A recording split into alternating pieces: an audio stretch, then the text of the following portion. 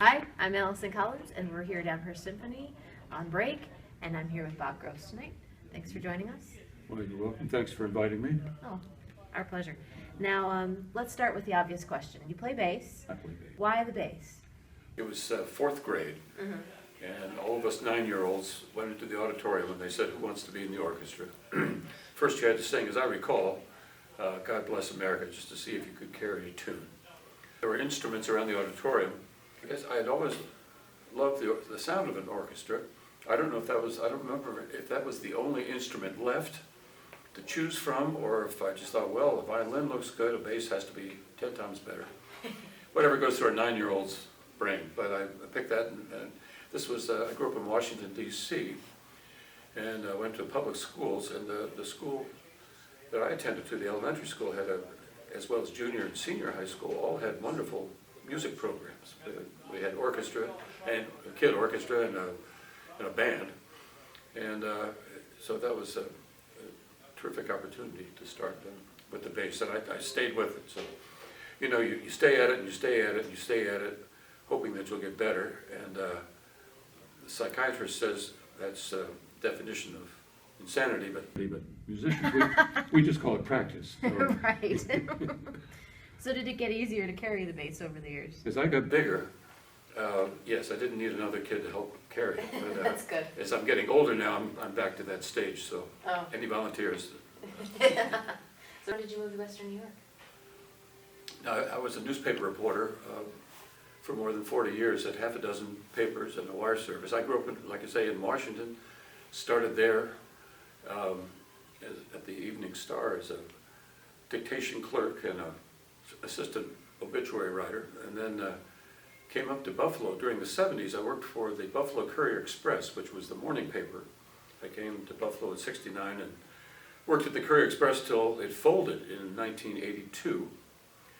And I played bass around town, pit orchestra for a couple of operas and opera productions, but mainly I was a reporter. And then when the Courier folded, then I freelanced for the Buffalo News for a year and stayed around in Buffalo, and then left in '83, went to Albuquerque, New Mexico for a few years. And then the Los Angeles Herald Examiner for a while till that paper folded, and then came back to New Jersey, where I spent I spent the last 20 years of my career in New Jersey. I played in the Ridgewood Symphony. I worked at the Bergen Record in Hackensack, and we could see the skyline from our office. Wow. And then retired, and I came back up here because my wife is from Western New York, and she was an operating room nurse. By the time we got to New Jersey, then it was her turn to choose, and so we came back to Western New York because that's where she's from. So I've been back here now for 7 years. And did you join Amherst Symphony as soon as you got back? Joined the symphony that summer. It was the summer of 2010. Okay.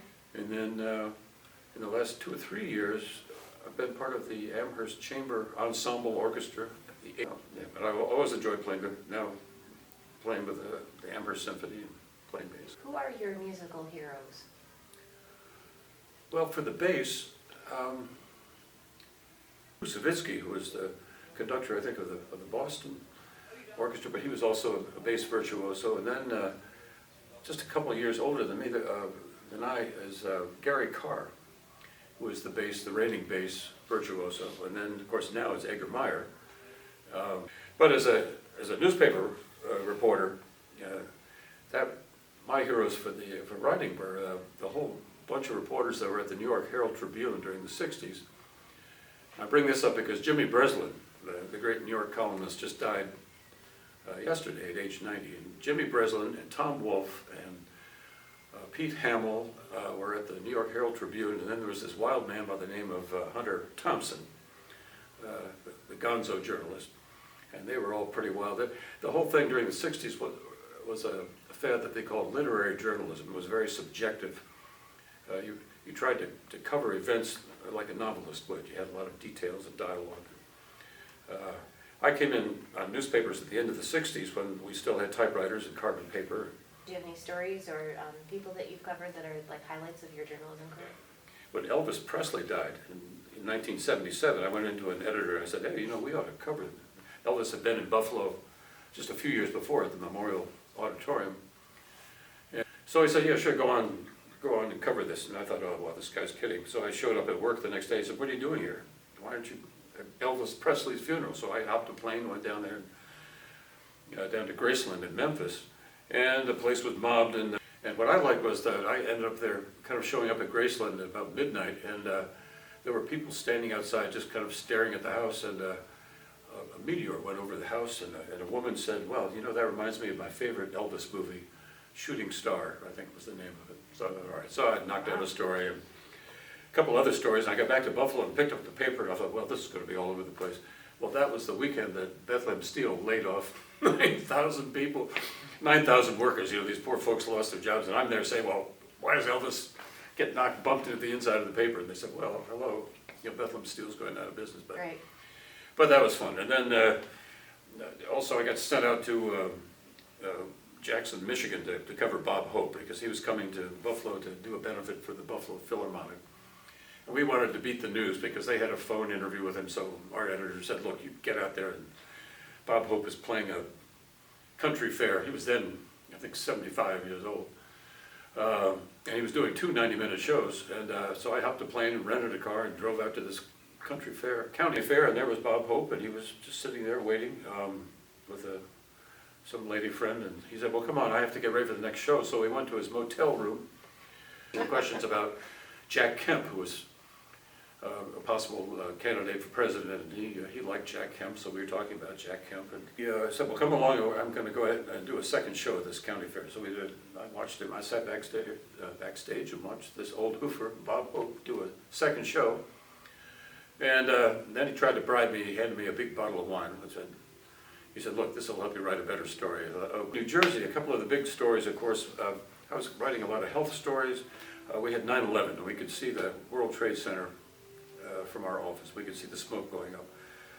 And so a lot of us, I was on the health beat at that point, and they sent a lot of us to cover the New Jersey hospitals, because they were thinking that they were bringing people back across the Hudson River, and they said, well, they'll bring the survivors back to the hospitals in New Jersey.